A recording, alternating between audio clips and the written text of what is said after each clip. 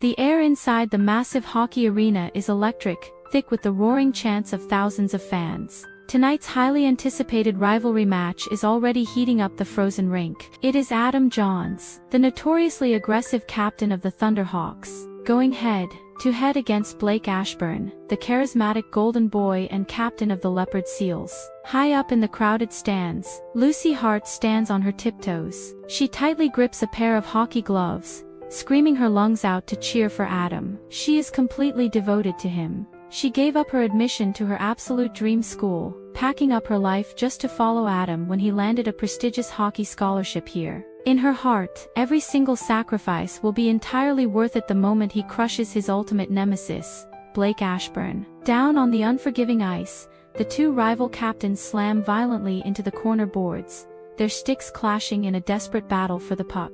Through the transparent glass, Blake catches a glimpse of Lucy in the stands. He yells out, sarcastically telling her to make sure she gets a good picture of him. He knows perfectly well that Lucy, being his enemy's girlfriend, absolutely hates his guts. Yet, in his own mind, he freely admits that she is totally his type. The referee blows the whistle and the intense physical clash resumes. In a swift, ruthless move, Adam steals the puck away from Blake's control, glides forward, and fires a heavy shot straight into the net. The red light flashes. He scores. He scores. The Thunderhawks bench erupts as the announcer declares them the winners of the intense matchup.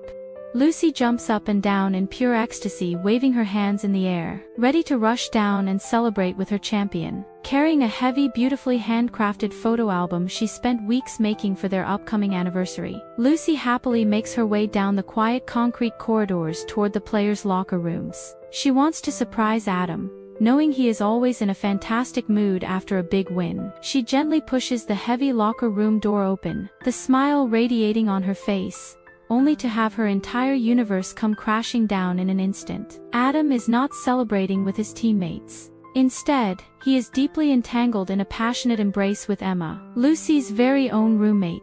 Lucy stands frozen in the doorway, the heavy photo album slipping slightly in her hands. Her voice shakes violently as she asks him how he could possibly be cheating on her with her roommate. Adam slowly turns around, wiping his mouth without a single trace of guilt on his face. He coldly looks her up and down and cruelly states that every single time they tried to have sex, she looked like she just wanted the ordeal to be over. He pulls Emma closer, shamelessly bragging that Emma can go all night long. Emma leans her head against Adam's shoulder, wearing a wicked, triumphant smirk. She openly mocks Lucy's intimacy skills, boasting that she can do things Lucy cannot even begin to imagine, bending like a pencil. To inflict maximum damage, Emma looks at Lucy's modest clothes in utter disgust. She tells Lucy that she is not nearly hot enough to be a hockey player's girlfriend and that she dresses like a grandma. Without warning, Emma aggressively reaches out and violently yanks Lucy's skirt down, exposing her underwear.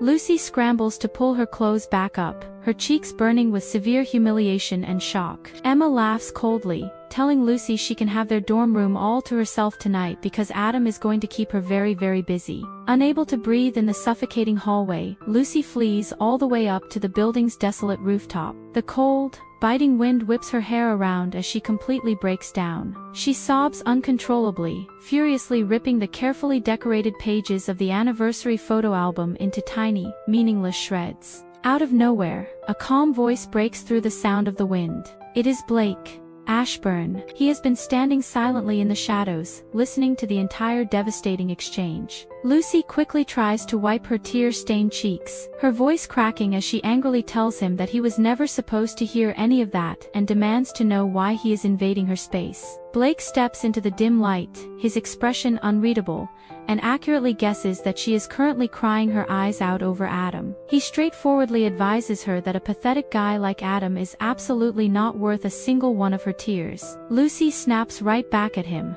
calling him a notorious playboy and a massive man whore, vehemently stating she does not care about his opinions at all. Unfazed by her insults, Blake just smirks and swiftly snatches her personal sketchbook from her hands. Despite Lucy frantically trying to grab it back, he flips through the detailed pages and is genuinely amazed by her raw artistic talent. He notes that she even managed to make Adam look like a real hockey player. Then, his eyes catch something interesting. He points out a very detailed, handsome sketch of himself, smugly proving that she was definitely looking at him behind her camera lens. Blake's tone shifts to something slightly more serious as he tells her to stop giving Adam all her precious attention because there are plenty of other players on the ice. Lucy sniffles, confessing that Adam was her first true love and she genuinely thought they were going to build a real future together. Seeing her so deeply heartbroken, Blake tries to lighten the heavy mood. He jokingly offers to take his shirt off to treat her and cheer her up. Lucy rolls her eyes in annoyance, muttering a firm no, and turns abruptly to walk away. But in her emotional state, she loses her footing, trips over her own feet,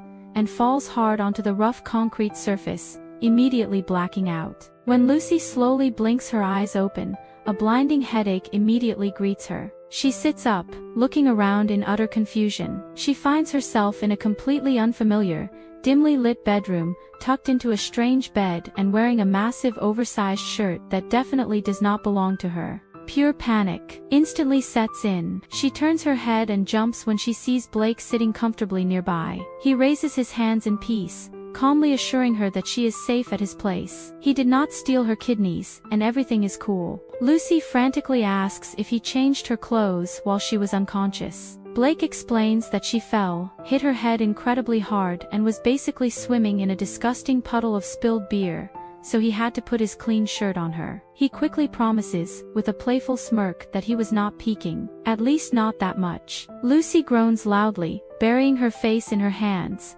feeling like she is trapped in an endless, absurd nightmare. Her horrible ex-boyfriend cheated on her with her traitorous roommate, and now she has been practically abducted by Blake Ashburn, her boyfriend's absolute worst enemy. Blake questions why she says his name like it is a physical threat, bringing up the time she duct-taped Adam's car, which actually turned out to be Blake's car. They bicker over their shared history of hatred, but Blake quickly brings the conversation back to the real issue. He points out that Adam's incredibly cruel words were just a standard, pathetic manipulation tactic designed solely to destroy her self-confidence, so he could feel like a bigger man. He firmly tells her not to let a guy like that get into her head. Lucy looks down, quietly wondering if she should just pretend everything is fine. Blake firmly rejects that idea. He suggests that she needs to get back at Adam and hurt him the exact same way he hurt her. He reveals his own selfish motive. He wants to completely knock Adam off his game before the crucial playoffs begin. Blake leans in closer,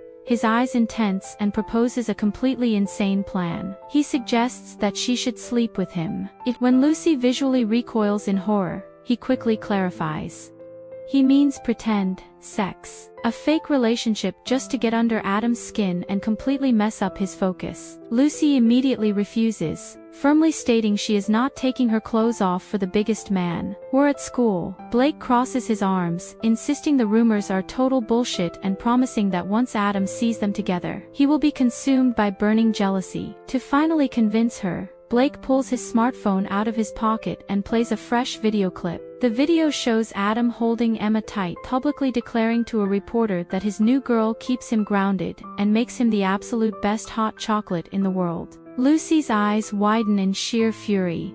She was the one who meticulously made that specific hot chocolate for him every single day. The theft of her special gesture is the final straw. Filled with newfound rage, Lucy looks at Blake's confident face and finally agrees to the revenge scheme. She asks what she has to do to start. Blake gently reaches out, his fingers softly lifting her chin so she is forced to look directly into his eyes, and in a low, husky voice he suggests she could start by making some of that famous hot chocolate for him. The very next morning, the school hallway is buzzing with students. Lucy, dressed sharply in a pretty pink cardigan and a blue skirt, confidently carries a steaming cup of hot chocolate down the corridor. She soon spots Adam and Emma walking closely together, wearing matching smug expressions. Emma immediately blocks Lucy's path and starts throwing venomous insults. She proudly declares that she is Adam's girlfriend now and tells Lucy she is only embarrassing herself. Emma dramatically looks Lucy up and down, asking if she got dressed in the dark because her outfit is so tragic. Emma then violently reaches out, attempting to snatch the hot chocolate cup right out of Lucy's hands to ruin her clothes. But right before she can make contact, a strong arm reaches in and effortlessly takes the cup. It is Blake. looking massive and intimidating in his bright red leopard seals hockey jersey. He steps protectively in front of Lucy, politely but firmly telling Adam that Lucy actually made this drink exclusively for him. Without breaking eye contact with Adam, Blake takes a long, deliberate sip of the hot chocolate. He smacks his lips, looks down at Lucy with a remarkably genuine, warm smile, and thanks his baby. Adam's confident smile instantly vanishes, replaced by a dark, confused scowl. Blake casually throws a heavy, muscular arm around Lucy's delicate shoulders, pulling her flush against his side. He looks directly at Adam and casually drops the news that they are now hooking up. Adam shakes his head, flatly refusing to believe there is any way this is true. Blake's eyes gleam with mischief. He notices a small dab of white whipped cream resting on his index finger. He turns to Lucy and seductively asks her to lick it off his finger, explicitly reminding her of what she supposedly did the night before. Lucy hesitates for a brief, agonizing second under Adam's intense, judgmental stare. But remembering the painful betrayal, she leans in, opens her mouth slightly, and sensually licks the cream right off Blake's finger, making a soft, appreciative sound. Adam watches in absolute, horrified disbelief. Blake smirks triumphantly, pulling Lucy even closer. He mocks Adam directly to his face, calling out his fragile, toxic masculinity and predicting that Adam is going to lose the hockey game and his former girl on the exact same night. As Blake turns to lead Lucy away down the busy hallway, Lucy realizes she needs to completely sell this performance. She stops, grabs Blake by his broad shoulders and pulls him down into a deeply passionate, entirely unscripted kiss, leaving Adam seething in a puddle of pure rage. Later that evening, inside the quiet Leopard Seals locker room right before the big game starts, Lucy is pacing nervously. She feels completely out of her depth trying to fake this intense relationship. Blake pulls her aside and decides she needs a quick crash course in fake dating. He tells her to take a deep breath and lays out the basic rules of deception. First is unbreakable eye contact. Second is projecting total confidence in every movement. Third, and most importantly, is physical touch. He instructs her to touch him like she actually wants to feel him. He guides her trembling hands up to rest on his sturdy shoulder pads, telling her to lean in closely as if she is whispering a profound secret. Lucy follows his lead. She slowly trails her hands up the back of his neck, her fingers tangling slightly in his hair. The fabricated chemistry suddenly crackles with very real, undeniable tension. They lock eyes, the space between them disappearing entirely as they lean in for a genuine slow kiss. Suddenly, the heavy locker room door is violently pushed wide open. A sports reporter and a cameraman barge in, loudly announcing they are there to get an exclusive behind the scenes look at the star player before the puck drops. The camera lens immediately captures Blake and Lucy locked in their heavy make-out session. Lucy gasps, jumping back in absolute panic as she realizes the live feed is being broadcasted directly onto the massive jumbotron screen hanging high above the center of the arena. The entire stadium erupts in a mix of shocked gasps and wild cheers. Down by the rink entrance, Adam stares up at the giant screen, his face contorting with immense jealousy and anger. Inside the room, Blake acts quickly. He physically shoves the intrusive camera crew back out into the hallway, swearing at them like vultures, and slams the door shut. Lucy sits on a bench, tightly wrapping a red blanket around her shivering body, mortified that her face was just plastered across the jumbotron. Blake calmly straps on his protective helmet, patting her shoulder, and confidently assures her that he will handle the chaotic situation like a true professional. Stepping out onto the freezing ice under the blazing arena lights, Blake is immediately cornered by the eager reporter. The reporter shoves a microphone in his face, cheekily asking if the girl in the locker room is just one of his many latest temporary flings. Blake looks directly into the broadcasting camera. With a completely serious, unwavering expression, he publicly declares to thousands of listening fans that he does not do flings. He firmly states that the girl they saw is his actual girlfriend, and he proudly announces that he is going to win tonight's crucial game specifically for her. The crowd in the stands goes absolutely wild, screaming in support. Up in the viewing section, Lucy, who has now put on Blake's massive number 29 red jersey, hears the announcement. The female fans surrounding her excitedly whisper about how incredibly lucky she is. Lucy feels a strange mix of deep humiliation and unexpected thrill. She unfolds a red sign that says Team Blake and awkwardly joins the cheering crowd. Down on the ice, the tension is palpable. Adam skates aggressively right up to Blake's face, his eyes burning with hatred, and furiously accuses Blake of deliberately trying to steal his girl. Blake just chuckles darkly, delivering a cold, calculated smirk, and replies that he already did. When the referee finally drops the puck, the game instantly turns into a brutal physical brawl. Adam is completely blinded by his raging jealousy. He loses all strategic focus and violently attacks Blake, initiating a chaotic fistfight right in the middle of the rink. The referees physically separate them, and Adam is immediately dragged off to the penalty box, screaming obscenities and banging his stick against the plexiglass in utter frustration. With Adam sidelined in the box, the Thunderhawks' defense completely crumbles. Blake seizes the opportunity. He flawlessly maneuvers the puck past the remaining defenders and fires shot after shot. The red goal light flashes repeatedly. Blake single-handedly leads the Leopard Seals to a spectacular, crushing victory. As the final buzzer sounds, the arena explodes in celebration. Blake skates gracefully over to the clear glass wall where Lucy is standing in the front row. He flashes her a bright, victorious smile, asking if he finally gets his reward. The fans around them start chanting Blake's name in unison, demanding a kiss. Lucy rolls her eyes playfully, whispering softly to him that this is strictly just for show and she will kill him later. She leans over the low barrier, wraps her arms tightly around his neck, and delivers a picture-perfect, passionate kiss. Adam watches the entire scene unfold from the penalty box, completely shattered,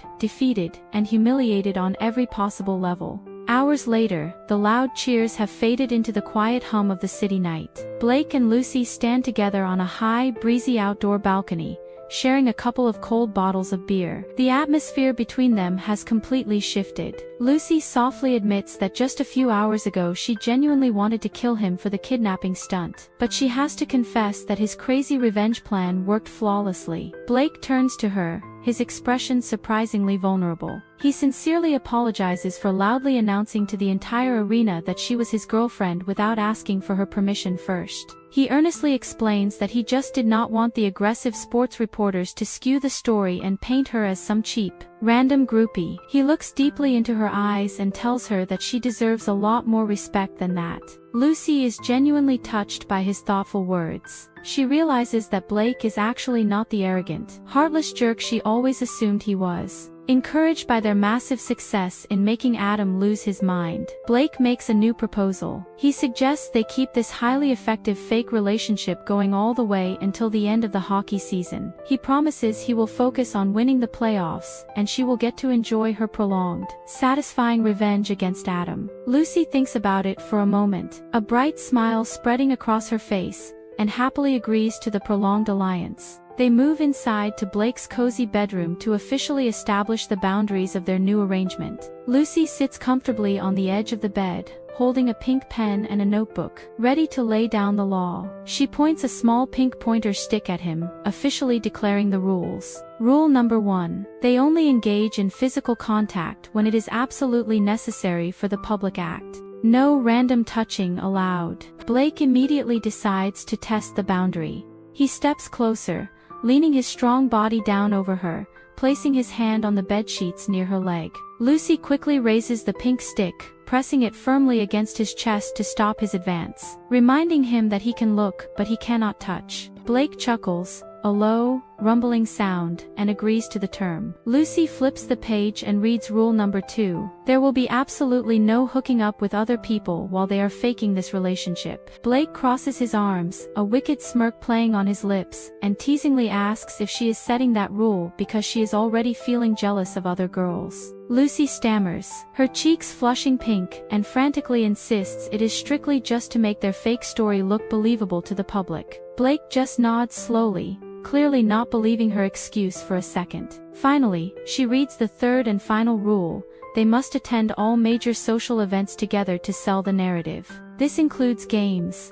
dining hall lunches, and the upcoming charity gala. Blake smoothly adds that they also need to attend the massive post-game victory party that is happening tonight. Lucy looks down at her casual, oversized clothes, letting out a frustrated sigh. She complains that she has absolutely nothing appropriate to wear to a wild college party. Blake looks her up and down with deep appreciation. He points to the oversized red leopard seals hockey jersey she is still wearing from the game. He tells her with a confident grin that she is already wearing the absolute perfect outfit. He extends his large hand, offering a fist bump to officially welcome her to the team. Lucy smiles brightly, gently tapping his fist with her pink pointer stick, playfully reminding him one last time, no touching.